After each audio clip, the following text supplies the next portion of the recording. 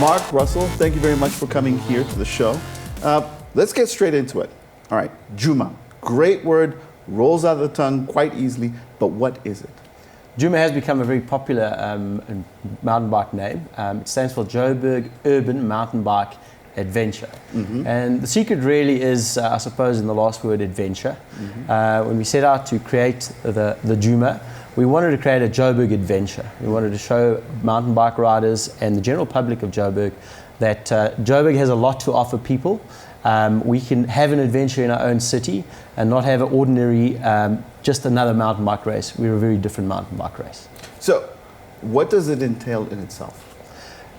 Basically, what the Juma is a urban mountain bike adventure.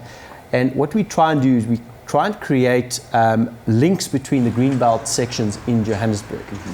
What we also try and do is we take guys into stormwater drains, under roads, we build scaffolding bridges. We take them to places they can't ordinarily go.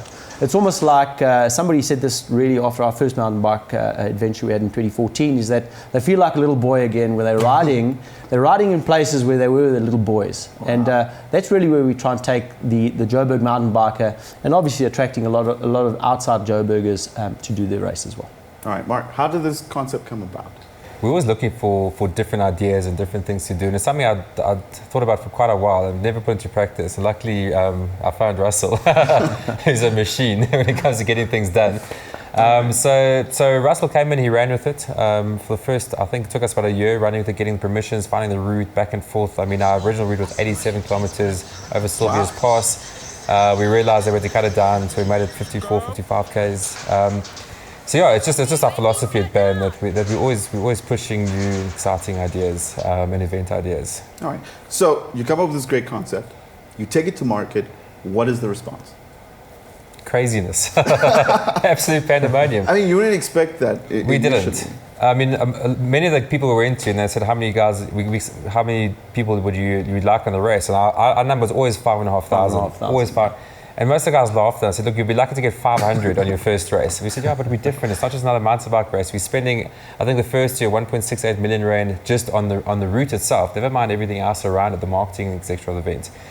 So we had an amazing response, a really, really good response from the general public and mountain bikers in general. A lot of guys appreciate the fact that we have legacy boards as well. So we actually make like the Brumfontein spray safer for all users throughout the entire year, whether you're a mountain biker, a dog walker, or a runner.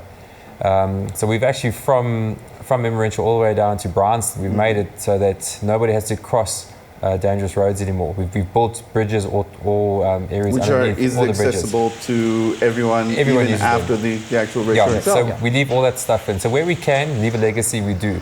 Not just the biggest mountain bike race in South Africa. We're already the biggest urban mountain bike event in the world.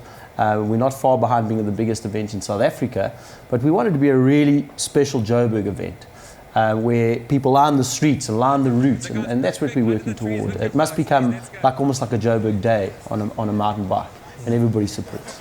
All right, let's take it back to the actual event that's going to be coming up. What are the outstanding features or unique value or qualities that this 2006 event has to offer? Look, I'm going to have to give you the short version because otherwise it would be here all day.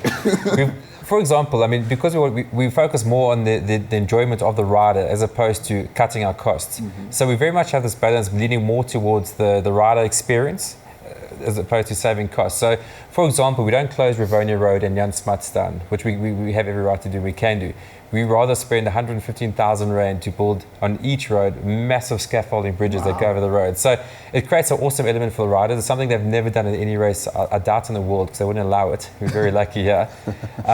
We have a 700-meter underground tunnel, which is a really, really big highlight from Zulu to Parkview Golf Course. We have about 70 tons of scaffolding structures that we build in and out of stormwater drains all over Joburg, from the Parkview Golf Course, the Kalani Golf Course, Melrose Arch, and many other places.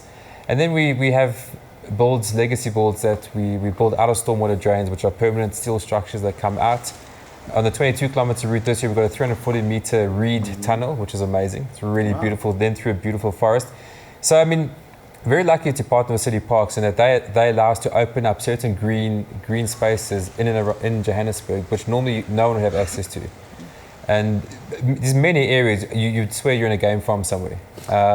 It's hard to believe you're actually in the centre of the biggest city in South Africa. I can go on, but I know you don't have the time. Well, gentlemen, thank you very much for your time. Thank you. Cool. All the best. Thank you, Leroy. Thanks for having us. Thank you.